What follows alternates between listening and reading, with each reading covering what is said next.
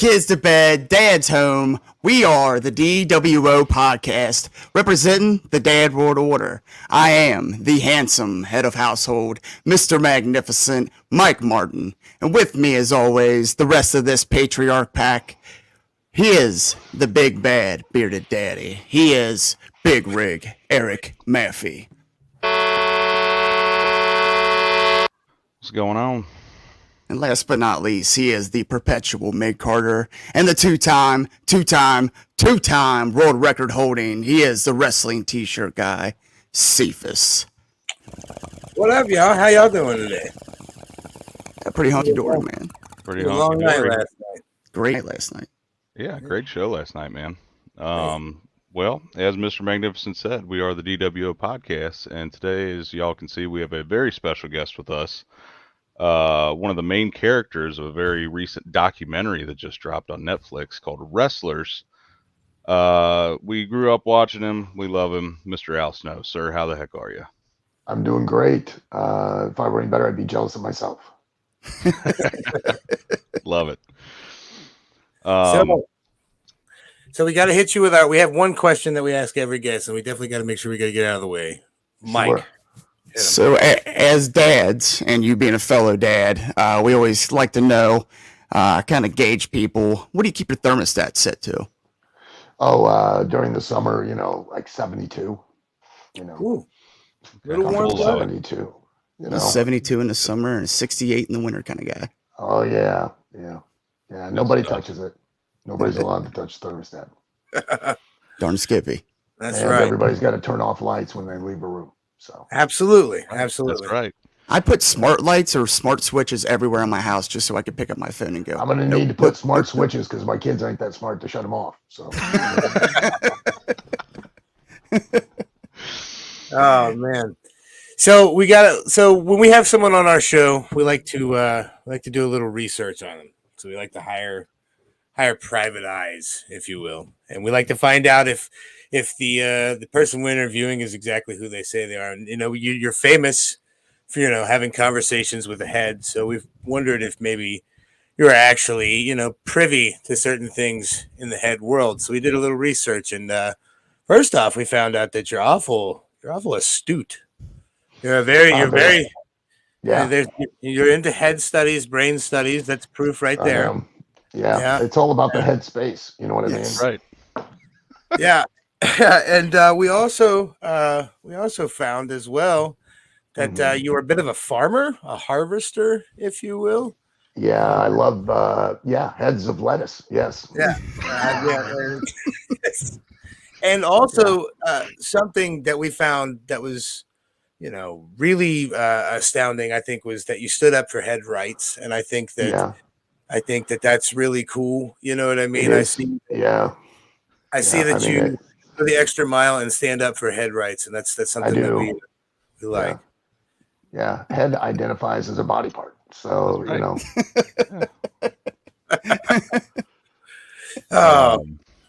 Yeah, man. Well, we actually got a couple people saying hello. Our good friend Pro Wrestling Podcast, Dave, what's going on? The wife of Mr. Magnificent, Mrs. Magnificent. Mrs. Magnificent. Hey. Our guy Steve over at Armchair Booking. Magnificent duo. Yeah, right. The better half. Dan, how's it going? Heck yeah, everybody's in the comments today. Yeah, Brando, Al Snow, how are you? Oh yeah. James, what's going on? So Marlon Brando, I mean, that's pretty impressive. Hey, he's an old pal of ours, His name is Brandon, but we always call him Brando. Oh, gotcha. It'd be cool if it was Marlon Brando. Well, yeah. Is he still back from the dead? Living? So I think he's assumed room temperature. So yeah. Room temperature. So you are a father of two, correct? Did we do our research? No, I have 6. 6? Yeah. Wow, I think I read that correct. You were so close. Part of the overpopulation problem by myself. So he's a busy guy. I don't know why. I don't own a farm or anything. It's not like I need them as extra hands or anything like that. Right? Yeah. And Lord knows they wouldn't do anything anyhow. So it turns out they know what causes that, Al. Yeah, I know. It's that dancing stuff, you know. That's why they've outlawed it in Footloose. That's the exact sound I make too. Every time. Every time. So the success of this documentary's got to feel amazing, man. I gotta say, I have so many people because I'm the wrestling guy in my family, obviously, and everyone has been hitting me up about how great this documentary is and how it makes them want to go see an OVW show. And man, you guys Great. packed the house last week. That was an insane And show. we have, you know, we've been on a steady course of that for about the last year and a half or so, where we've done solid business, nothing exceptional, but I think with the advent of this documentary, I think that's going to be more the case than the exception, that we'll be packing the house pretty much all the time. So, you know, which is awesome. I mean, it just, you know, and to that, I mean, the documentary couldn't have come out at a better time. You know, we were, you know, roster wise and presentation wise, and we're more prepared now than we've ever been to properly take advantage of the opportunity that this documentary presents. So Awesome. Plus, in our opinion, you've got like the greatest world champion right now because our good buddy and former guest of the show, Mr. Jack Vaughn, is your guys' champion right now. He is the OVW heavyweight champion. Yes, he is. Yes. Yep. Yeah. He's a great guy, man. He's He's a terrific guy. Yeah, exceedingly kind to us. We've been fans of his from quite a long time. So we've it's pretty cool to see him get a little bit of success underneath him. Yeah, and you know, I've been really proud of, you know, from where when he came to OVW to where he is now, and the development and his growth have been remarkable. Yeah, Absolutely. and he's such a good character, all in one, because he's turned himself up, and that's what it takes, man. And it's really just him being exactly who he is, just animated a bit more, and it's really cool. Yeah, that's what works. You know, it can't can't be a character. It has to be an aspect of your personality that you turn up really loud and allow to really come out. And you know, you know, I tell the talent, please, you know, turn it up as far as you can, and I'll tell you when to dial it back. And in all the years I've been doing it, I've never had to tell one talent to turn it back down. So That's good. More. Always.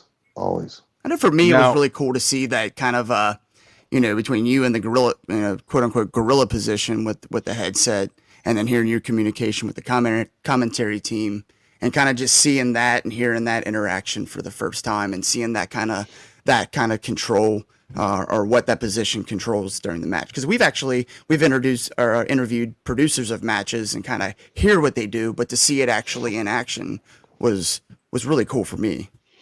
Yeah, that's the same role that Vince plays in WWE, you know, with the commentators. You know, he's feeding them what to say, when to say it, why to say it, you know, how to direct the story. Granted, he usually curses a lot more and screams while he's doing it. You don't say. Poor Michael Cole. Quite a bit, you know, while he's doing it. But and that takes a little bit of getting used to. That's for sure. Yeah, I'm sure. Now, obviously your promotion itself has seen some, you know, a lot more eyes on it since the documentary. Has your talent, have any of them seen an influx and, you know, people wanting to maybe book them or anything since the documentary came out? Oh, sure, and I'm sure that will be the case going forward. You know, they're probably gonna, you know, because of the greater amount of exposure and, you know, being presented on the documentary in the manner that they are and the light they are. Yeah, they're definitely going to get a lot more opportunities, you know, outside of OVW, and I'm now going to have to compete, you know, with those opportunities for their availability.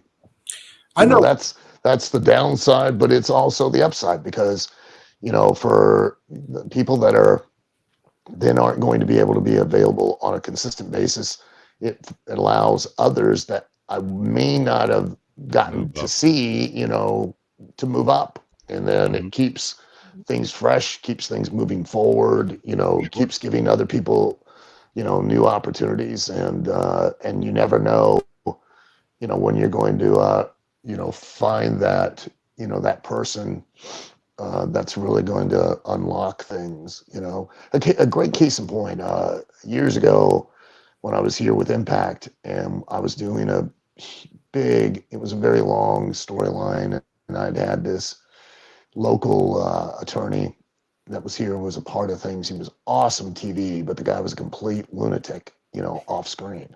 Yeah. And I thought, well, I can manage him, I can handle him, and at the time, we were developing the relationship with Impact as a developmental territory for Impact Wrestling, and I knew that we were going to have a huge influx of outside talent, and I was trying to come up with a way to justify that for the audience. And I thought, I'll put this guy in a position as a heel, and he'll be the guy that comes in, and there'll be a struggle as far as who controls the company type of thing. Right. And literally the very week that I was about to, and this has been in the makings for about a year and a half. Literally the week that I was going to really break all this open and really start it in that direction, this guy loses his mind, causes a bunch of drama, tries to get a wrestler fired from that was working in OVW and was also working at Impact at the time, and just melted down. And I had to I had to cut him loose. I had to get rid of him. And there was a female wrestler here by the name of Josie, and she was great, but didn't really, I'd never really seen much, didn't know what she could do. And one thing led to another, and I needed to replace him as the centerpiece of this whole story. And I would like, hey, Josie, here's an opportunity, and that girl went from just being in the background to being a star, and put a mic in her hand, and she carried the ball. And it was, it was what I started coining the term of the divine providence of accident. It just, the minute that all your plans are laid out and you're really thinking you've got this, and then of course something, blows up, and then another person just steps right in, and it goes a complete different direction, even bigger and better than what you could have hoped. And, so I'm not real worried, about now having to compete with for the talent, because I know it's just going to give other people an opportunity to stand up and get in that spotlight. Sure. That's going to be super awesome anyways, just to see the influx of people wanting to come to OVW. For example, for us, we normally record on Tuesdays and Thursdays, and now that we know your guys' shows are normally on Thursdays, we're definitely going to try to pre-record a few episodes just so we can get ourselves there and just feel it in person, man. I gotta be honest, I've not been to an OVW show in probably 4 or 5 years. So I live right by it. And honestly, as I'm watching the documentary, I'm kind of kicking myself, like, why have I not been here? You know what I mean? Like, I knew Jack was there, you know what I mean? I'm just like, why was I not there for the filming of this? Like, why, but I tell you what, it's definitely got me to the point to where I'm going to do everything I can to get me a Thursday or so free so we can. Well, that's great. Yeah, please. Yeah, I mean, that's really the one piece of the puzzle that we were missing was just awareness. Just getting the word out was really it. It wasn't the talent, for lack of talent. It wasn't for lack of creativity. It wasn't for lack of, atmosphere or experience. Why, and for an audience and experience that they wanted to get. It wasn't for any of that, or quality of shows. Because I can quite frankly tell you, if it were, believe me, I am our own worst critic. My whole job is to sit there and look for what we do wrong all the time. My job is not to give out compliments. My job is not to pat people on the back. My job is not to, blindly believe that we're perfect. My job is to literally find everything that we do wrong and make it better. Find every problem and fix it. Find, and literally push everyone to be better than they are, and never be satisfied. So I can tell you that if I felt that it was not something that people have slept on and have missed, I'd say, yeah, you were better off not coming. But I wouldn't lie. I wouldn't. But I think that's always been our one hurdle that we've had to jump. Even in Louisville itself, we've the amount of awareness that we lack still to this day is insane. I mean, and that's always been the case for OVW. When I first came down in the early 2000s, and it was a developmental program for WWE, I'd be walking around town and people would come up, oh, is wrestling in town? I'd be like, yeah, every Wednesday night, right over here on Shepherdsville Road. And like one time a guy who works at GE, which is literally on the same road, about a mile down on the left-hand side from where we're at.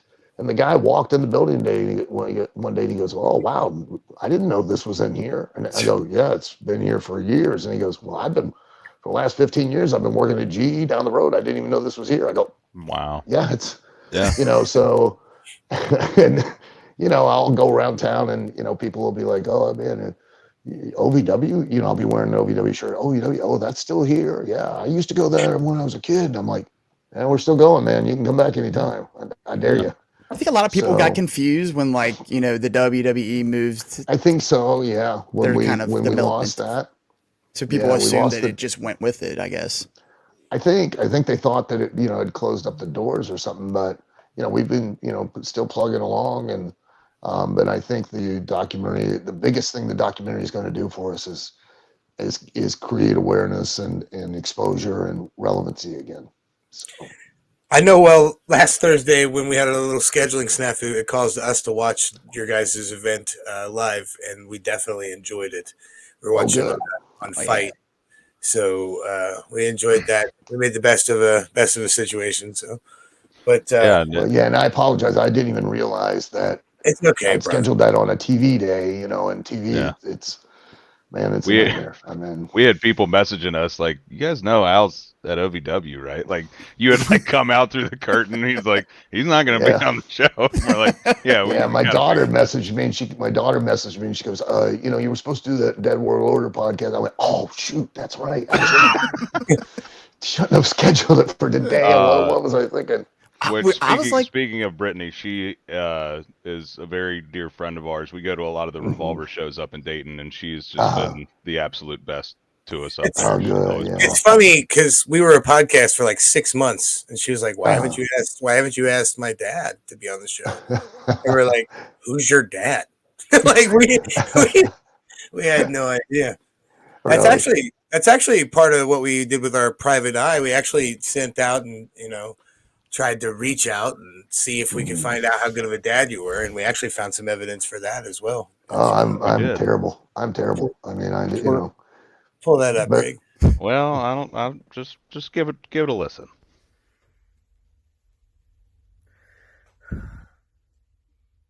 They say a daughter's first true love is her dad. Well, this mini-me got to share her dad with the whole world and wrestling industry growing up. My name is Brittany. I'm Al Snow's daughter from the new Netflix series Wrestlers, featuring OVW in Louisville, Kentucky. Yeah, of course growing up in the wrestling industry was hard. I miss my dad constantly. But he instilled in me with my uniqueness, brains, and strength. I can do anything I ever dreamed of, any passion I ever have. All I needed was the drive. He still instills that in his trainees to this day, that sometimes you just have to think outside the box and become what you were destined to be, which was greatness. Yeah, of course it had its ups and downs. But at the end of the day, he is my support system. He is there for me, just like his students. He cares. He has passion. He just wants everyone to succeed just like how he did. That you can conquer your dreams. That you don't have to be the norm. I was lucky to have someone so wonderful support me throughout my life. And I'm so happy for my extended wrestling family that I could never live without. Thank you for sharing my dad with me. And thank you for supporting my family and giving us everything we needed when I was growing up. Food on our table, a roof over our head.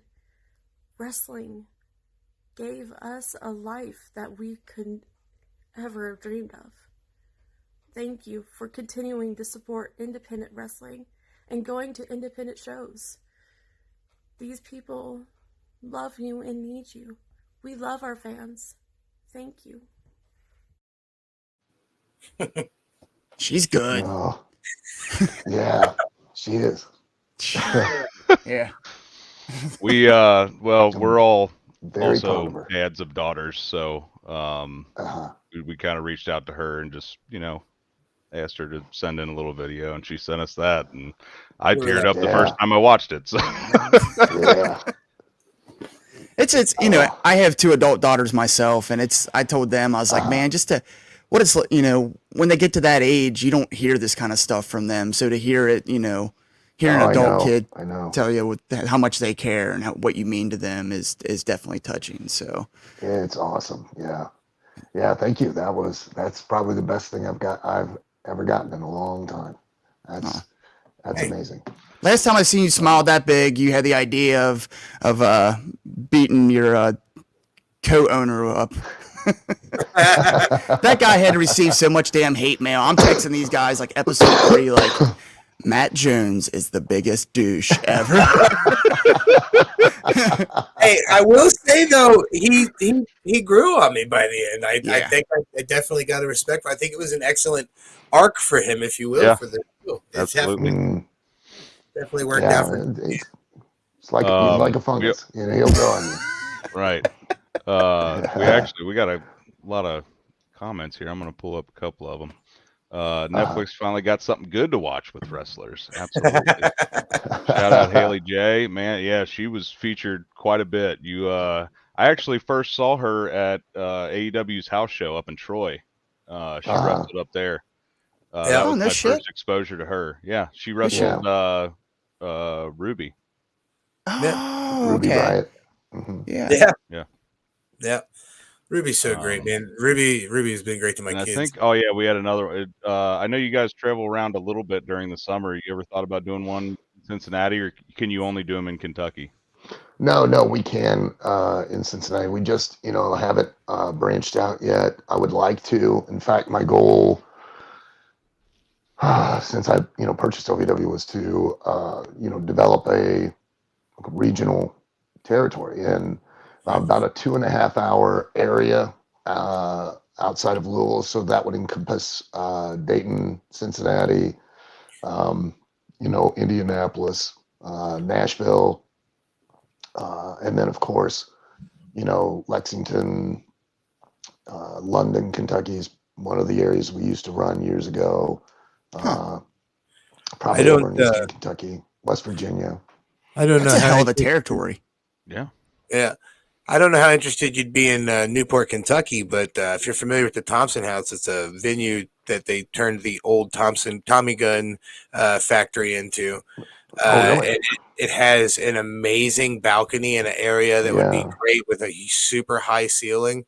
And I can get you in there if we could talk more later on that. But Absolutely. Yeah, I'm always, especially with the only thing that prevented us from really going in those areas was just, Louisville. Louisville's the 49th largest television broadcast area in the country, and we get like every Thursday we get at least a half a share in the Louisville market in the surrounding area, which means that's about 80,000 homes that we reach just in Louisville alone. Wow.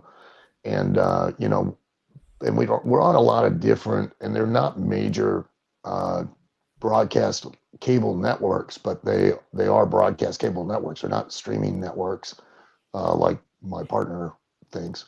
Um, and they're about, honestly, we reach, like YTA is not a major network, but it's a national network, and we're about, and just YTA alone reaches about 50 million homes Oh across the wow. country, through broadcast and cable network. And then we're on the Action Channel, Next Level Sports, RCN, and Lily networks, and with, I think it's the RCN network. We're in Manhattan, literally in Manhattan, and in Washington D.C. and Chicago, and in major metropolitan areas. And that's a broadcast and cable network as well. So, but for us to reach like Cincinnati, the Cincinnati area, Dayton area, we got to rely more on Fight TV, which have access around the world with. But because of the lack of awareness, we've not really been able to really generate or build enough of an audience to where I felt like comfortable and confident that if we ventured northeast into that area, like in Newport or Cincinnati, that we would be able to have a profitable show, I so a could profitable live event. I could tell you just from our core people alone, I can almost guarantee you a sellout in Newport, especially Yeah, there. yeah, You could do $50 tickets and it would sell out. Like, you know what I mean? And that's just the type of place that is. And yeah. the swell for wrestling around here is Mhm. great. It's a really good place for it. We Heck, travel all over they could for it. do a show on the levee, man. Yeah, Outdoor right on the show. levee. Yeah. I mean, it Yeah, might Well, be we'd getting a little we'd cold love for that to, and now, but yeah. I'd really like to explore, coming that direction, and because I'm always looking for, new venues and new locations, and because that ultimately, I mean, that's the whole purpose of putting your doing a wrestling TV show, which I always have this conversation with Vince Russo, and we debate back and forth. He's like, it's a TV show, and I'm like, no, it's a commercial. It's literally, I produce a live 2-hour commercial every week, to sell my product, which are the wrestlers themselves. And it's not just to get as content for a network. It is literally to motivate an audience to want to come to the Thompson factory, and and um, show up and experience it live. So the wrestling business is very much like the music business. They put music on the radio to get you interested in the artist and their music, and then the artist and their really doesn't sell the music or and make money until they go out on tour and they do Right. their concerts. And that's where they, and that, because you heard it on the radio, that's what drives you to go to the concert, which now drives your interest even more in the artist, which makes you want to listen to more of their music on the radio. And it same goes with wrestling. So And we saw it like, yeah, wrestling's fun to watch from home, but look at what happened during COVID. I mean, was wrestling really yeah, that fun to watch with no crowds, with nobody no, cheering? The no, whole purpose, like, and being there live, what an experience that was. I went to my first live wrestling show, I think it was yeah, like 2.5 years ago. Like, I've been a mhm, fan my whole life, but went 2.5 years ago, brought my daughter with me, and mhm, I'm like, I can't believe I've been missing this my whole life. And yeah, after that, that promoted me to go to, oh, is there local stuff around me? And we go to, NWF and Wrestling Revolver up in Dayton and, uh, all over the place. Heck, I've gone up to South Bend, Indiana to watch a Warrior Wrestling show. Like, yeah. it's all over the place, and it's so much better in person, in my opinion. Absolutely. I don't think that, quite honestly, there's anything that you can, that's quite like, being in at a wrestling event and getting that experience, because I talk about in the documentary about how everything we do is to work toward a moment Hmm. that it only gets, you can only share it with that audience at that moment, in that building, in that time frame. And you can be recorded, and you can watch it back, but it's never like it is at when you're there. So Yeah. the energy is amazing. The moments we've been there for live are ones that we will remember. I mean, I know these guys are already thinking of the same one I am. Up in Dayton, one of our good friends, Jake Chris, won the Revolver World title, and we were there for it. And that was, uh, I watching it on Fight would not have even been close to the same thing. yeah. yeah, I can only imagine. It's pro Um, wrestling, man, and it's fun. It's Yep. been paying off a lot for us lately too. We've been having a lot of fun with it, and loving wrestling and wrestling loving us back, man. It's Yeah. been pretty cool. Good. Good. Do got another question for you from Steve here. Yeah. Did the experience training prospective wrestlers on Tough Enough help prepare you for training wrestlers at OVW? Well, I had been prior to Tough Enough. I had my own school in Lima, Ohio, for years, and had trained a lot of guys that went on to have significant careers. D'Lo was one of my guys. Scott D'Amore was there. Mickey Doyle broke him in, but I helped Scott. And then Glenn Jacobs, Kane came there for a little bit. Steve Austin stopped in for a while, and then I'm trying to Blue Meanie, Dan Okay. Severin. Danny, I love Yeah, Severn. a lot of guys, that went through there. So I had already, that was part of the reason why that was what got me the opportunity, was because JR knew of my experience Okay. training people. And that was what they gave me the opportunity to be a part of Tough Enough at that time. So, Okay. that was, and what a great experience that was. That was, that was probably, now I'd say this and Tough Enough are probably the two things that I'm the most proud of doing for professional wrestling, Man, both of them. wrestlers is so good. I mean, I love Tough Enough too, but wrestlers is so organic. It feels like you plucked it right out the garden. You know what I mean? It feels like it is Well, just. that's a testament to Greg Whiteley, Mhm. and a testament to everyone in OVW, all the wrestlers and the staff and everybody, because everybody had to kind of sit back and make a choice that they were going to, open up, and they were going to just let everything be seen. Mhm. Yeah. And, I kind of had I was a little reticent about doing it because I'm a little bit of an older, old style when it comes to the, pulling the curtain back. But Right. I had to trust Greg that he would pull it back enough, but he didn't pull it back so far that he destroyed the magic of the whole thing you're watching. Right. So always, the analogy I always use is that, like, Wizard of Oz, everything's colorful, it's magical, it's exciting, and then you pull the Oh, we lost Al. No, we lost Al. Oh, there he is. There he is. Whoop, whoop.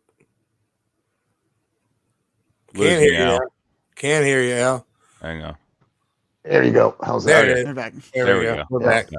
Well, the Wizard of Oz, everything's magic and colorful and exciting, and then you pull the curtain back at the end of the movie, and you find there's a little old man just twisting knobs and pushing buttons, and Right. and it's all and then it's back to black and white. You know what I mean? And so I think Greg Whiteley did an amazing job, and they pulled it back enough without pulling it so far that it ruined it, and still a little bit of, and then I think he actually, by doing what he did, he enhanced the magic of Mm-hmm. what you watch. You know what I mean? I see. So For me, seeing kind of that's like I referred to some of them, perspectives that weren't exposed to me before, actually makes me appreciate some of the other people involved, your commentators and your like officials, because they play such a crucial match in the flow of things. yeah. There's nobody bigger than the show. It literally takes every single person on every level. Even WWE. There's nobody bigger than the actual show. And you can't have the main event without the opening match. You can't have somebody win if somebody's not willing to lose. You can't even get somebody to lose if you can't get somebody to win if somebody's not willing to lose. You can't get somebody Right. to lose if somebody's not willing to win. I mean, it all and it does take everybody, and everybody's important. There's nobody that's insignificant, when it comes to putting on professional wrestling. That's why, for years, as far as the etiquette in the business, we've shake each other's hands, tell each other thank you, and show that gratitude and that appreciation, because we we all live together, we all eat together, and we all starve together. So Absolutely. So Got a Dave here asking you to bring it to Chicago. So I'm sure one I of these would days. love to bring it to Chicago. I would love to bring it to Chicago. That would be Dave great. runs a pretty successful page on Instagram, and he really just puts out different news and stuff like that. And he was actually the one that his claim to fame was CM Punk was the only page he would comment on when he was out on hiatus and stuff like that. So Yeah. we called Dave our CM Punk whisperer. But he said he's had wrestlers from OVW reach out to promote, so he was happy he was able to do that. Good. So I gotta ask before because I know you said you only had a half hour. We Yeah, I technically gotta already hop gone off. over that. Yeah. I gotta ask before we get out of here. Collar and Elbow reached out to me. I have a world record. I don't know if you know my gimmick, but I don't know if this was you personally that reached out to me. But if it was someone from Collar and Elbow, I gotta say thank Probably you. my partner Rod. See, I have a world record for going the most consecutive days wearing a different pro wrestling T-shirt design. All for the love of pro wrestling, right? And today is actually day 632, and I'm wearing a Collar and Elbow shirt. So I figured, Yes. why not just steal this clip right here that we're in right now and make that my official shirt video for the day. It's a really great site. They have a lot of great designs, and you can go check them out at collarandelbow.com. They have everything on social media as well, and they have some really cool shirts on there. And if they use the code Snowman, they can take 10% off. Even if we have a sale, let's say it's 30% off, you use code Snowman, and you can take an additional 10% off of that. So Boom. Awesome. And with that being said, I'll see my other wrestling T-shirt guy friends tomorrow with shirt 633. There you go. Now we can finish the interview. Absolutely. Well, guys, I can't thank you enough for giving me the time, and I'm sorry that I got to run, but I got other more interviews to do, and you busy? More Get stuff out of to here. promote the show. Yeah. We appreciate your time. You do have a comedy show coming up? I keep hearing. I do in Lima, Ohio. I've got a stand-up comedy show October 28th, Lima, Ohio, at the convention center there downtown Lima, and it's going to be awkward. My mom's going to be in the audience for the first time, and that's going to be really a challenge. So, well, I'm going to be in the audience as well, so we'll see you there. We're definitely making that trip. That'll be awesome. It'll be a lot of fun. I tell some wrestling stories, and I also tell a bunch of jokes and stuff too as well. So, as we dads, we love jokes. Yes. We're all about the jokes. So, well, thank you, Al, so much for coming on. I'll leave you with a joke real quick. Last night I went, to CVS, and I bought some condoms, and the sales lady was like, "Do you need a bag for that?" I go, "No, I don't think she's that ugly."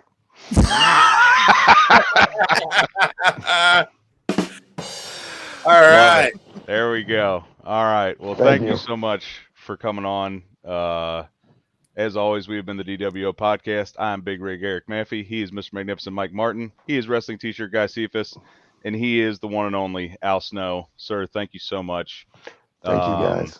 Check us out on all the socials at DWO_podcast, Facebook at the DWO Podcast, Pro Wrestling Tees, T Public, all that good stuff. And until next time, Top Dads, out.